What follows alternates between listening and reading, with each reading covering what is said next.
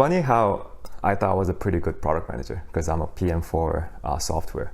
So I thought I knew exactly how to work with designers and engineers, only to realize building anything hardware is a whole different beast on its own. No, it still feels pretty cool, not gonna lie. This first one, I still remember receiving this product. Interesting, very interesting. Lighter than expected. It kind of reminded us of a kind of campfire stove. On paper, it was properly communicated. On paper, it was all great. Rendering, everything looked great as well. We put together a bunch of premises and then came up with I thought it was pretty strong hypothesis. And then we kind of manufactured this. Learned a lot. Yeah. Aesthetically, it wasn't really what I wanted. Obviously, aesthetic isn't everything, but I'm a believer of aesthetics matter. We focus too much on this optimization, right? Because this was still at the phase where we're trying to define what's considered just enough. Everyone defines it very differently in different industry. We're trying to explore what's considered just enough to push up the bottom part of a paper filter so it doesn't clog. That's why you see a little bit of a dome inside, but it was a little bit too much.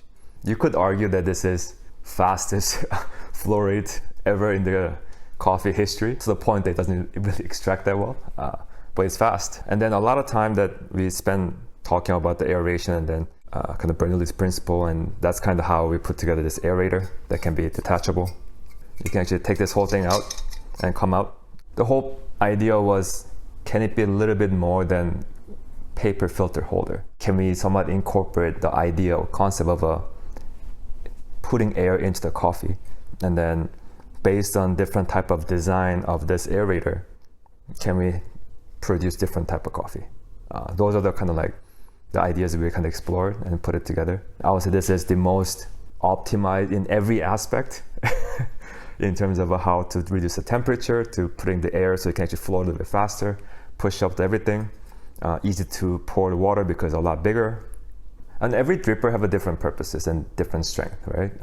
I think the common denominator between all the coffee drippers, I would say, and I would hope I'm right, is how can we make it easy for people to extract right amount? And everyone got different preferences, different style and different approach.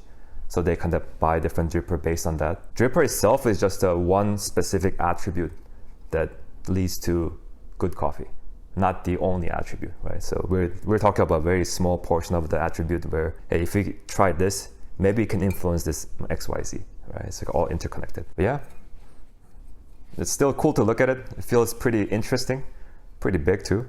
Yeah.